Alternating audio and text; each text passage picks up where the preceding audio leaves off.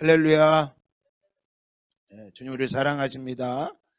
우리 앞뒤 좌우로 인사합시다. 하나님이 당신을 부르셨습니다.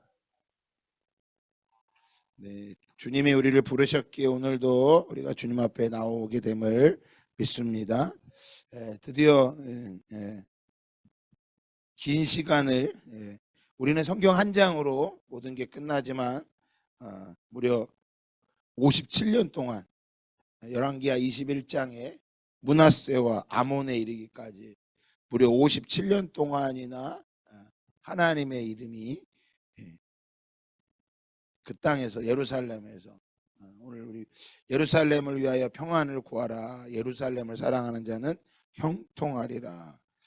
예루살렘에 하나님의 이름이 불려지지 않고 우상의 이름과 또 이 죄악들이 점술과 사술과 바알과 아세라를 세우고 1월 성신을 섬기고 자기 자식을 바치는 그런 죄악된 일들이 무려 57년 동안.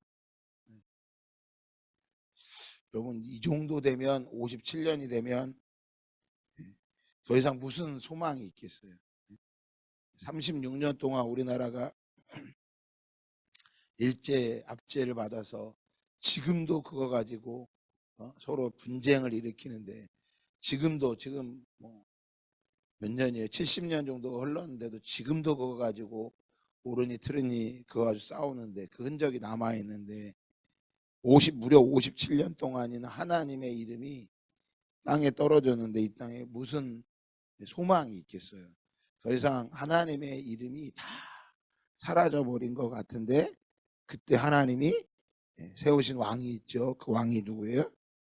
요시야라고 하는 왕이에요. 남유다의 16번째 왕입니다. 왕위에 오를 때 그의 아버지가 악행을 행함으로 인해서 그의 아버지가 죽죠.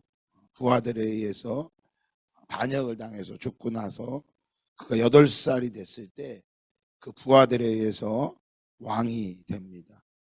한번 정말 생각해 보세요. 아버지를 죽인 신하들이 자기를 왕으로 세웠을 때 그의 나이가 8살이었다고. 8살. 그러니까 8살 때 왕이 되어서 자신도 뭐 할 수밖에 없는, 언제 죽을까, 정말 그런 상황 속에서, 두려움 속에서 뭐가 된 거예요? 왕이 된 거예요. 왕이 되어서 몇 년간 31년 동안 통치하게 됩니다. 자기 아버지를 죽인 신하들이 있는 그 자리에서 자신이 왕이 되었을 때 얼마나 하루하루가, 우리나라로 말하면 조선시대의 정조대왕 같은 거예요. 아마 언제 어느 때 죽을지 모르는 그런 두려움 속에서 요시야를 가르쳐서 이렇게 얘기하죠. 2절에 보니까 요시야가 여호와 보시기에 정직히 행하여 그의 조상 다윗의 모든 길로 행하고 좌우로 치우치지 아니하였더라. 참 오랜만에 보는 말씀이죠. 이 한 사람을 평가할 때, 왕을 평가할 때 이 한 구절, 이 다윗의 길로 행하였더라. 그리고 좌로나 우로나 치우치지 아니하고 다윗의 길로 걸어갔더라. 아니 왕들마다 왜 그렇게 이 길로 못 가는지, 하나같이 말하면 여로보암의 길로 갔다 그러죠. 우리에게 다시 한번 22장 2절 다시 한번 읽어보면, 다 같이 읽어볼까요? 시작. 요시야가 여호와 보시기에 정직히 행하여 그의 조상 다윗의 모든 길로 행하고 좌우로 치우치지 아니하였더라. 아멘. 여러분 모두가 다윗의 길로 행하기를 주님의 축복합니다. 다윗의 우리가 길을 행하였다고, 이 요시야를 가르쳐 다윗의 길을 행하였다. 여러분 이 요시야가 이 길로 다윗의 길로 걸어갈 수밖에 없었던 것. 좌우로 치우치지 아니하고 하나님이 말씀하신 그 길로 걸어갈 수 있었던 이유는 무엇 때문이었을까요? 그게 두 가지로 이야기할 수 있는데, 첫 번째는 그가 8살에 왕이 됐기 때문이에요. 아버지를 죽인 신하들로 인하여 환경이 뭐한 거예요? 너무나 어렵고 힘들었던 거죠. 그의 할아버지 므낫세는 철저히 우상숭배자가 되었고, 그의 아버지 아몬도 그의 할아버지를 따라서 우상숭배자가 된 이유는 뭐예요? 너무나 이 므낫세는 그 아버지 히스기야가 태평성대를 만들어 놔서 모든 것이 편안하고, 아버지가 13년을 연장되면서 생명이 연장되면 15년이 연장되면서 뭐합니까?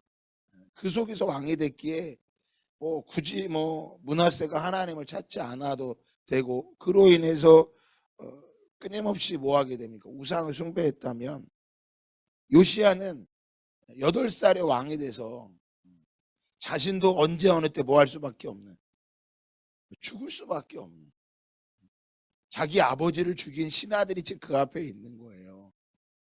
그 앞에서 자기도 죽을 수밖에 없는 그 극한의 환경 속에서 요시야는 누구를 찾을 수밖에 없었을까요? 하나님을 찾을 수밖에 없었죠. 그가 그렇다고 해서 모든 사람이 그런 환경 속에 다 하나님을 찾는 건 아니에요. 근데 요시야가 왜 이렇게 다윗의 길로 행했느냐? 그것은 그 주위에 누구에게 교육을 받느냐가 중요했던 것입니다. 우리나라도 마찬가지지만 이스라엘이라는 나라도 왕들은 부모에 의해서 손에 길러지 못해지죠. 누군가 교육을 하게 되죠. 그의 옆에 있었던 사람들이 누구예요? 서기관 사반, 또 대제사장 hil기야, 또 그의 어머니 여디다, 이들을 통해서 요시야가 어려서 뭘 받은 거예요? 교육을 받은 거죠. 그래서 어린 시절에 누구에게 교육을 받고 어떤 말을 듣느냐가 너무나 중요한 거예요. 복음만, 이 교회 안에서 말씀만이 아니에요. 세상에 요즘 상담에서도 그걸 많이 이야기하죠. 그래서 어린 시절에 아이가 어떤 모습들을 보이면 다 부모로부터 받은 거라고 많이 이야기하는 모습들을 보게 됩니다. 그래서 요시야는 8살에 왕이 돼서 두려움과 염려와 근심 속에서 어쩌면 그날 하루하루를, 그날 밤에 자신도 죽을 수밖에 없는 그런 속에서 그 신하들이 어린 왕을 바라볼 때 어떻게 바라보고 얼마나 두려웠겠어요. 근데 그때 한번 생각해 볼 것만, 하나님을 찾고 하나님을 구할 수밖에 없었고, 그의 주위에 이런 제사장과 올바른 서기관들을 통해서 무엇을 받은 거예요? 왕의 위치들을, 왕이 얼마나 중요한지들을 듣게 되었고, 또 아버지의 모습, 할아버지의 모습을 보면서 그것들보다는 그 길이 올바르지 못하다는 걸 하나님이 그에게 말씀하여 주신 거죠. 참, 그래서 은혜인 거예요. 그러니까 요시야가 얼마든지 그도 악행을 행할 수 있죠. 그의 할아버지 므낫세도 뭐예요? 12세에 왕이 됐죠. 12세. 그러니까 할아버지보다 조금 빨리 왕이 됐으니까 얼마든지 악을 행하고 그 길을 걸어갈 수 있고, 특별히 8살 때는 뭐예요? 다 그냥 보이는 대로 살아갈 수밖에 없는 그 속이지만, 자기 아버지가 죽음을 맞이한 모습을 보면서 어쩌면 그는 많은 것을 생각하고 깨달을 수 있는 나이죠. 그러니까 똑같은 8살이라고 말하고 똑같은 12살이라고 말하지만, 어떤 아이의 12살의 모습과 어떤 아이 8살의 모습은 뭐예요?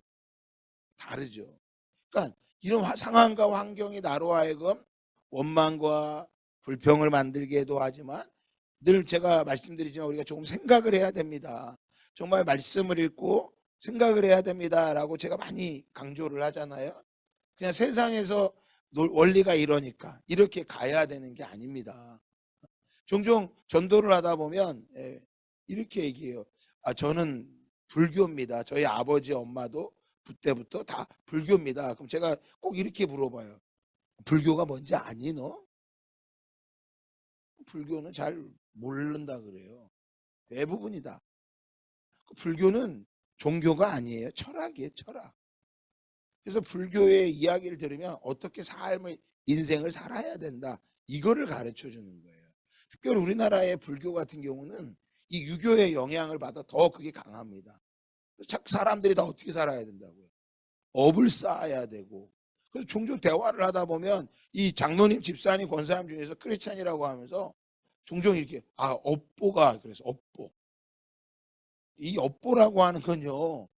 기독교 우리 성경에 나오는 용어가 아니에요. 어디서 쓰는 용어예요? 불교에서 쓰는 용어예요. 그래서 이 불교에서 업보라는 말을 그대로 가져와서 그냥 듣는 대로 이야기를 하는 거예요. 내가 업보를 부모들이 업보를 없어서. 그래서 내가 그 대표적인 업보가 뭐냐면 바로 팔자예요. 팔자. 팔자를 못 고친다고 제가 종종 이야기하잖아요. 숫자가 뒤집어지도 안 바뀌는 것처럼 당신의 업보가 그래서 당신의 인생도 뭐가 될 거라고. 그렇게 될 거라고. 사람은 뭐 하지 않는다고. 변하지 않는다고. 여러분 오늘 요시야를 보세요. 할아버지 므낫세가 55년 동안 수많은 우상수를 숭배하고 악행을 해내고 그의 아버지 므낫세도 2년 동안이나 그 짓을 했는데 요시야라고 뭐가 달라지겠어요? 요시야가. 그런데 요시야가 뭐 한 거예요? 누구의 길을 걸어갔다고요? 다윗의 길을 걸어갔다고요. 이게 은혜인 거예요. 그래서 저와 여러분은 결코 이 불교적인 마음을 가져서 업보를. 그래서 우리가 기독교에도 이 불교의 영향을 받아서요. 즉 기독교인데 세계관이 기독교가 아니야. 내가 이렇게 했으니까 나도 뭐 할 것이다. 이렇게 하면 복을 받을 것이다. 아니 맞기는 맞지만요. 그게 우리의 전부가 아니라 그랬잖아요. 제가 주일날 오후에 성경을 볼 때 두 가지의 눈이 필요하다고 말했잖아요. 많은 사람들이 성경을 볼 때 어떻게 본다고요? How? 어떻게 이게 가능해? 이걸 본다 그랬잖아요. 그게 아니라 우리는 뭘로 봐야 된다고? 왜? 왜라고 봐야 된다. 그래서 우리 그리스도인들 안에도 복을 받아야 되지만 성경에 복 받는 건 1%다. 사실은 믿음은 믿음으로 사는 거고 우리에겐 이미 무엇을 받았다? 하나님이 약속하신 건 요한 1서에 영생을 약속하셨다. 이미 우리는 예수 그리스도 안에서 저와 여러분은 영생을 받은 자임을 믿으시기 바랍니다. 그게 복입니다. 그 영생을 받은 게 복입니다. 그럼 하나님 우리에게 왜 영생을 주셨느냐? 이 질문도 해봐야 됩니다. 그래서 이 땅에 하나님의 나라와 하나님의 통치하심을 나타내는 것입니다. 그래서 상황이 잘 되고 좋아야 내가 하나님의 다스림 가운데 있는 게 아니라 그 어떤 상황과 상관없이 하나님을 의지하고 신뢰하는 것. 그래서 히브리서 11장에 나오는 것은 그 믿음의 사람들을 우리에게 소개하고 있는 것입니다. 그들이 누가 복받았다고 말할 수 있겠습니까? 1%의 복음을 가지고 99%를 덮으면 안 됩니다. 비록 내가 지금 어렵고 힘들어도 내가 믿음으로 걸어가고 있고 업보가 없어서 이런 어려움을 당하는 게 아니라 어떻게 이걸 넘어설까라고 질문하는 게 아니라 하나님 왜 내게 이 일을 하시게 하십니까? 요셉이 두려웠을 때, 요셉이 총리가 됐을 때 그의 아버지 야곱이 죽고 나서 그의 형제들 11명이 찾아와서 말하죠. 아버지가 유언을 남겼습니다. 우리를 해하지 말라고. 그 말을 듣고 요셉이 옷을 찢으며 통곡했다 그렇잖아요. 왜? 그가 총리가 된 것은 이제 그들의 자신의 원수를 갚겠다고 한 게 아니라 하나님이 나를 이곳에 먼저 보낸 것은 왜 보내셨느냐? 바로 이때를 위함입니다. 앞으로도 이 땅에 기근이 가득합니다. 당신들을 돌보라고 하나님이 나를 먼저 이곳에 보낸 것입니다. 당신들이 나를 파는 게 아니라 하나님이 그렇게 하신 것입니다. 그때부터 요셉이 뭐 하게 돼요? 바뀐 거죠. 그가 착고에 처이고 감옥에 갇혀 있으면서 하나님께서 그를 바꾸신 거죠. 단순히 애굽의 총리가 되는 게 하나님의 목적이 아니라 자신의 민족을 구원케 하심이 하나님의 뜻이었습니다.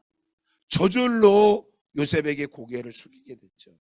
그러니까 우리가 말씀을 통해서 예수 이렇게 하면 11조를 드리면 복을 받습니다. 새벽 기도를 하면 복을 받습니다. 그게 아니라는 거죠. 당연히 그건 있지만 그거보다 더 큰 것은 하나님의 언약, 약속이 있는 것을 우리가 믿고 우리가 계속해서 열왕기하를 보면서 하나님이 말씀하시고 뭐 하시는 것을 성취하는 것을 보아야 됩니다. 하나님의 말씀은 예언되었고 그 예언된 말씀 그대로 성취가 됩니다. 그래서 불교는요, 예언이 없어요. 팔만대장경 안에 예언이 없다고요. 어떻게 될 거라고. 왜 예언이 없을까요? 그건 신이 아니기 때문에 그런 거예요. 이슬람의 꾸란에도 예언이 없어요. 근데 성경은 뭐가 나와 있어요? 이게 중요한 거예요, 여러분. 그 예언이 성취되는 거예요. 그래서 구약, 신약, 이제 마지막 남은 예언이 있죠. 예수 그리스도가 다시 이 땅에 오시는 거예요. 그러면 성경만 그들만 예언하는 게 아니라 오늘 저와 여러분에게도 하나님이 예언된 말씀이 있을까요, 없을까요? 있어요. 그러면 그 예언이 우리를 뭐하게 하는 걸까요? 악하게 하는 걸까요? 나쁘게 되는 걸까요? 악한 아비일지라도 자식이 떡을 달라 할 때 돌을 줄 아비가 없고 생선을 달라 할 때 뱀을 줄 아비가 없건만 하늘에 계신 너희 아버지께서 좋은 것을 주시지 아니하겠느냐. 구하라, 찾으라, 두드리라, 열릴 것이니라. 아멘. 여러분, 오늘 저와 여러분 가운데 우리 하나님 아버지가 어떤 분이냐라는 거죠. 어떤 분. 여러분, 하나님 아버지에 대해서 잘 생각을 해봐야 돼요. 근데 내 생각 말고요, 말씀에서. 그래서 말씀을 보면서 하나님이 어떤 분이신가. 하나님이 므낫세를 뭐 해도 돼요. 55년간 그 악행을 하면 그냥 뭐 하셔도 돼요. 죽이셔도 돼요. 근데 므낫세를 뭐해요? 바벨론의 포로로 끌려가게 해서 거기 땅에서 뭐해요? 회개하고 돌이키기를 원하시는 거죠. 그래서 이스라엘을 멸망함을 원하시는 게 아니라 70년이 찬 후에 다시 돌이키겠다고 약속하시는 하나님. 그래서 말씀을 보면 70년이 지나면 정확히 이스라엘 백성들이 다시 뭐하게 돼요? 회복하게 되는 거예요. 이게 놀라운 거예요. 하나님이 예언하시고 성취하시는 거. 우리는 약속한 것도 뭐하지 않아요? 지키지 않잖아요. 어제 약속한 것도 오늘 안 지켜요. 이게 죄인이라서 그런 거예요. 근데 이 땅에서도 뭐 하는 사람이요? 약속을 했는데 약속을 안 지키면 그 사람과 관계를 못 맺습니다. 그런데 하물며 사람도 아니신 하나님께서, 온 세상을 만드신 하나님께서 그 약속하신 것을 뭐 하지 않겠냐라는 거예요. 지키지 않으시겠냐라는. 그러니까 사단은 우리에게 믿음을 의심하게 할 때 상황을 자꾸 보게 하는데 그 상황을 통해서 하나님을 의심하게 하는 거예요. 하나님은 안 되실 거라는 거예요. 도무지 안 변할 것 같다라는 거예요. 근데 하나님 뭐 하세요? 그 신실함을 지키세요. 우리가 믿는 것은 우리의 상황이 아니라 하나님의 약속을 믿는 것임을 믿으시기를 주님의 이름으로 축복합니다. 8살의 왕이 된 요시야, 그가 가장 먼저 한 것은 무엇입니까? 자, 오늘 말씀에 같이 보니까 5절에 보니까 같이 한번 읽어보겠습니다. 시작. 여호와와 성전을 맡은 감독자의 손에 넘겨 그들이 여호와의 성전에 있는 작업자에게 주어 성전에 부서진 것을 수리하게 하되. 무엇을 수리하게 합니까? 성전을 수리하게 합니다. 성전을 바꾸기 시작합니다. 무려 57년 동안이나 방치됐던 그 성전을 뭐 하기 시작하는 거예요? 수리하기 시작하는 거예요. 여러분 보세요. 하나님을 사랑하는 건요, 입술로만 사랑하는 게 아니에요. 하나님을 사랑한다고 하면서 이 성전에 관심이 없는 거예요. 요시야는 다윗의 길로 행했다고 하는데 그가 한 것은 뭐예요? 성전이에요. 제가 이 새벽마다 이 열왕기하를 쭉 강해를 하면서 각자에게 은혜가 있지만 저에게도 은혜가 많아요. 왜냐하면 이 열왕기 상하를 강해 쭉 한다라는 게 그 왕들을 한 명 한 명 보면서, 야, 이 왕들이 괜찮은 왕, 좋은 왕, 남유다의 선한 왕이라고 하는 3명의 왕, 요시야와 히스기야와 요시야, 이 3명의 왕들을 보면 다 하나같이 무엇을 사랑한 거예요? 성전을 사랑했어요. 다윗도 사울 왕과 비교를 할 때 그 그가 사랑했던 건 뭐였어요? 성전이었어요. 궁궐을 짓고 살아가면서 자신은 늘 가슴이 아파했어요. 내가 집에서 궁궐에서 이렇게 좋은 데 사는데 하나님의 언약궤가 저 장막에 있는 거, 우리로 말하면요 텐트에 있는 걸 보고 가슴 아파했던 거예요. 자신은 궁궐에 살면서 하나님의 언약궤는 저 텐트에 있는 거. 하나님이 텐트 아니고 하나님 모든 곳에 거하시죠. 그런데 그게 보이기 시작하는 거예요. 자녀가 철이 들었다라고 하는 건 뭐예요? 아버지의 부모, 어머니, 아버지의 모습이 뭐하기 시작하는 거예요? 보이기 시작하는 거예요. 남편이 아내를 사랑한다는 건 뭐예요? 아내의 모습이 보이기 시작하는 거예요. 아내가 남편을 사랑한다는 건 뭐예요? 남편의 모습이 보이기 시작하는 거예요. 내 모습, 왜 나를 안 해줘? 이게 아니라 아내가 그 어린 아이들을 바둥바둥대며 살아가는 모습이 보이는 거고, 남편이 이 치열한 세상 속에서 그 일하는 게 뭐 하기 시작하는 거예요? 보이기 시작하는 거예요. 자녀가 보이기 시작하는 거예요. 저희 집에 엊그저께 저희 사모님이 집을 청소하다가 갑자기 저한테 연락이 오더니 막 선우이가 보고 싶다는 거예요. 왜 그런가 봤더니 방을 치우다가 먼지가 가득 쌓여있는 모습을 보면서 이 아이가 가서 잘 지내고 있는지, 튜니가 한 달, 가 40일 정도 지나고 나니까 보이기 시작하는 거죠. 정신없이 살다 안 보인 거야. 잘 보셔야 돼요, 여러분. 우리가 하나님의 나라가 보이냐라는 거예요. 불교적인 신앙, 우리나라 유교적인 신앙, 그 신앙이 아니라 이 말씀 그대로 하나님의 말씀이 보이기 시작하냐라는 거예요. 하나님의 말씀이 보이면 여러분 뭐가 보일까요? 교회가 보입니다. 그러니까 등대교회가 보이는 것만이 아니라, 이건 당연한 거고요, 등대교회만이 아니라 한국 교회가 보이고요, 더 나아가 열방의 교회들이 보이기 시작하는 거예요. 키르기스탄의 교회가 보이기 시작한다고요. 그래서 우리 그리스도인들은 이기적인 게 아니에요. 내가 옳다라고 하는 걸 막 주장하고 싸우고 내가 옳은 거를 이루는 게 아니에요. 죄송하지만 그리스도인처럼 마음이 좁은 사람이 많아요. 굉장히 마음이 좁아요. 용서를 잘 못한다고요. 목사님들 사이에도 정치하는 모습을 보면 너무 답답하고 가슴이 아파요. 아니 이거 가지고 그 정도로 싸우지 않아도 되는 건데 너무 싸워. 정말로 이 민족 복음화를 위해 싸우는 게 아니라고요. 교리를 가지고 싸우잖아요. 교리를 가지고. 아니 교리가 필요 없다는 게 아니에요. 교리가 필요합니다. 그러나 그 교리를 가지고 우리를 죽고 살릴 문제는 아니거든. 예수 그리스도가 전부 되고 하나님께서 이 세상을 다스리고 통치하심으로 우리에게 말씀을 통해 분명히 보여지면 뭐 하게 되는 거예요? 우리 존재가 바뀌는 거예요. 제가 종종 우리 집사님들, 여자 집사님들에게 믿음이 없는 남편들을 세울 때 이야기하죠. 정말 믿음이 없는 남편을 구원코자 하면 베드로전서에 나와 있어요. 여자가 그 외모의 아리따움으로 남편을 전도하는 게 아니라 무엇으로요? 그의 믿음. 오늘 이 시간 특별히 남편들이 보여지시는 시간이 되기를 주님의 이름으로 축복합니다. 왜 목사님 맨날 우리들한테만 뭐라 그래? 남자들만 모이면 남자들한테는 다르게 얘기할 거예요. 오늘 이 새벽에 은빈이와 저 외에는 다 여성들이세요.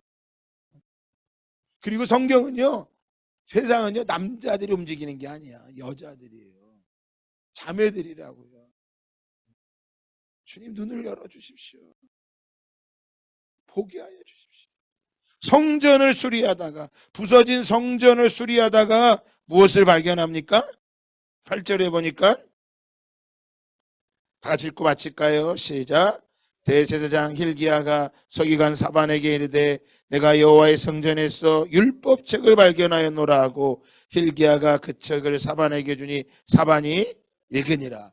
여러분, 사반이 hil기야가 무엇을 발견해? 성전을 수리하다가 율법책을 발견했다 그랬어요. 아니, 그럼 그때 성경이 없었나? 여러분, 그때 당시에는 성경이 귀했단 말이에요.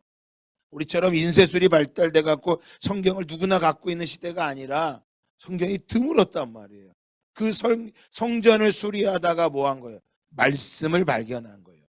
토라, 율법책, 바로 모세오경을 발견한 거예요. 그 모세오경을 발견해서 사반에게 주니까 사반이 그것을 뭐 하게 돼요? 읽었다고 말하고 있어요. 그럼 이때 당시에 성경이 어떻게 됐느냐? 구전으로 전달이 됐는데 무려 55년 동안, 2년 동안, 57년 동안이나 우상을 숭배하면서 제사장들도 무엇을 잃어버린 거예요? 율법책, 말씀을 잃어버린 거예요. 말씀이 전달이 되지 않은 거예요. 복음이 전달되지 않은 거예요. 그러니까 어떻게 된 거예요? 타락한 거예요. 근데 그것을, 그 율법책을 어디다가? 성전에 감추어뒀던 거예요. 왜? 우상을 숭배하면서 말씀을 없애기 시작하는 거예요, 사단이. 우리 손에 들고 있는 이 성경책이요, 그냥이 아니에요. 이 성경책을 없애려고 사단이 얼마나 발악을 했는지 모른다고.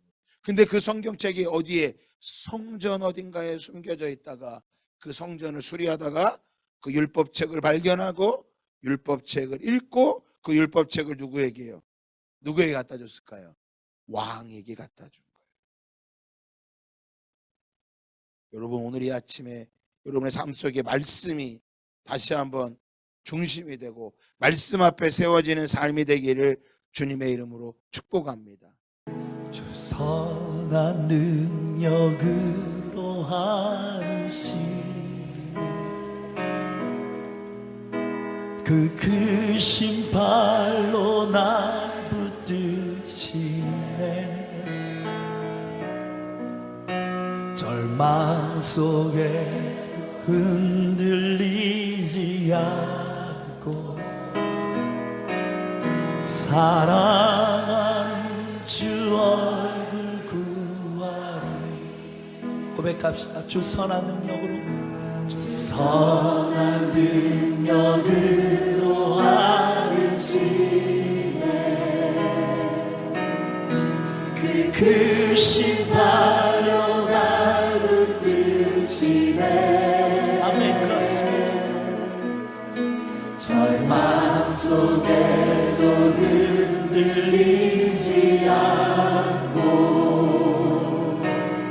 사랑하는 주 얼굴 구하리. 선한 능력으로 일어서리, 주만을 지하리. 믿음으로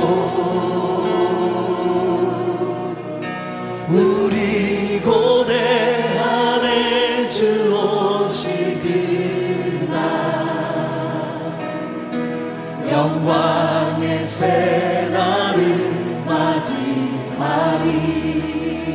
주 선한 능력으로, 주 선한 능력으로 하시네,